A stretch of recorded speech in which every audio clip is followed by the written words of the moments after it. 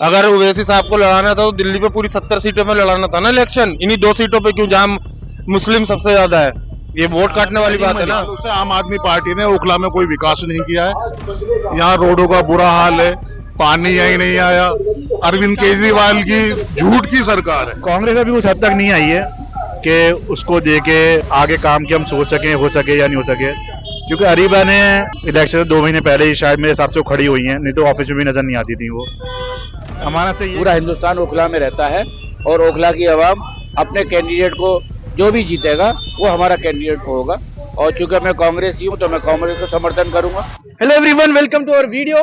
तो आज हम आए हैं दिल्ली के अंदर ओखला एरिया में। तो यहाँ पर हम आज पब्लिक रिव्यू करने वाले इलेक्शन को लेकर कि कौन सी पार्टी की हवा चल रही है, कौन सी पार्टी जीतने वाली है, लोगों का क्या विचार है इलेक्शन को लेकर। तो चलिए कुछ लोगों से बातचीत करते हैं और आपको उनका जवाब आपके सामने रखते हैं। एक भाई डरे उनसे बातचीत करेंगे। क्या नाम भाई आपका? मेरा नाम आमिर अंसारी। जी आमिर भाई, क्या करते हैं आप? भाई मेरा बिजनेस है। तो जैसे कि अभी दिल्ली के अंदर इलेक्शन है और हम ओखला के एरिया में ठहरे हुए हैं, तो यहाँ पर आपके हिसाब से किसकी हवा चल रही है और कौन सी पार्टी जीतने वाली है? यहाँ पे हवा और ग्राउंड पे जो चल रहा है वो अमानत खान चल रहा है, आम आदमी पार्टी। एमआईएम और कांग्रेस क्यों नहीं? एआईएम भाई इलेक्शन के टाइम में आते हैं तभी इन्हें कौम की फिक्र होती है, बाकी टाइम गायब रहते हैं। अगर ओवैसी साहब को लड़ाना था तो दिल्ली पे पूरी 70 सीटों में लड़ाना था ना इलेक्शन। इन्हीं 2 सीटों पे क्यों, जहां मुस्लिम सबसे ज्यादा है? ये वोट काटने वाली बात है ना। लेकिन ओवैसी साहब तो जब 2 दिन पहले उनका जलसा हुआ तो उसमें ओवैसी साहब ने बहुत सारी बातें बताई, उसको लेकर क्या विचार है आपका? आते हैं, हर 5 साल में आते हैं। पिछली बार आरिफ सैफी साहब खड़े हुए थे तब भी ये आए थे और इससे ज्यादा भीड़ थी, लेकिन भीड़ से कभी माहौल नहीं बनता।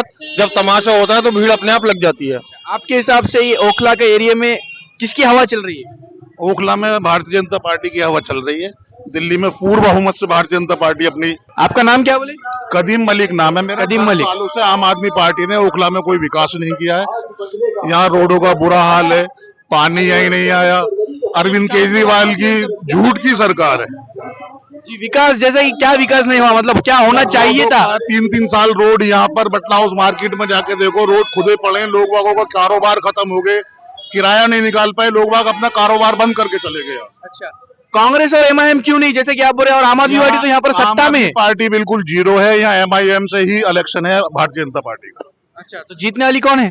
भारतीय जनता पार्टी यहाँ से जीत रही है। अब के पूरा बदलाव चाहा है ओखला ने। ओखला बदल कर रहेगी। हर मुस्लिम कैंडिडेट को आजमा कर देख लिया, अब के भारतीय जनता पार्टी को आजमाएगी। भाजपा करे, आप आम आदमी पार्टी करे, मतलब भाई हम आदमी को सपोर्ट करते हैं। देखो जी, हमें सुविधा बहुत मिल रही है, कोई बिजली फ्री, रोडों का हाल 2.5 साल कोविड में चला गया, आपको भी पता है। 2.5 साल कैसे जेलों में चला गया, काम हुआ नहीं। 5 साल का देखेंगे तो आप बहुत थे। एक टाइम यहाँ पर ऐसा था, इसमें की तरह गाड़ियों में आदमी पार्टी के 73 विधायक हैं। जी, घोटाला किया है तभी तो जेल में गया है, और तो नहीं गए ना। और एक केजरीवाल शराब घोटाले में गया है, ये भी घोटाले में गया है। जी, बीजेपी का बीच में नारा था कटेंगे तो बटेंगे, उसको लेकर कोई ऐसा नारा नहीं है कटेंगे तो बटेंगे, सब एक साथ है। मोदी जी का नारा है, सबका साथ सबका विकास। क्या नाम है आपका? शाह आलम। जी, शाह आलम भाई, क्या करते हैं आप? मेरा अपना बिजनेसमैन हूँ। जी, जैसे कि दिल्ली में इलेक्शन है तो अभी हम ओखला के एरिया में ठहरे हुए हैं, तो आपके हिसाब से कौन सी पार्टी को जिता के लाना चाहिए? पार्टी के हिसाब से तो वैसे तो ओखला में इतना काम हुआ नहीं जितने टाइम से हमने देख रहे हैं। 10 साल चाहे आम आदमी पार्टी आई, उससे पहले कांग्रेस पार्टी आई।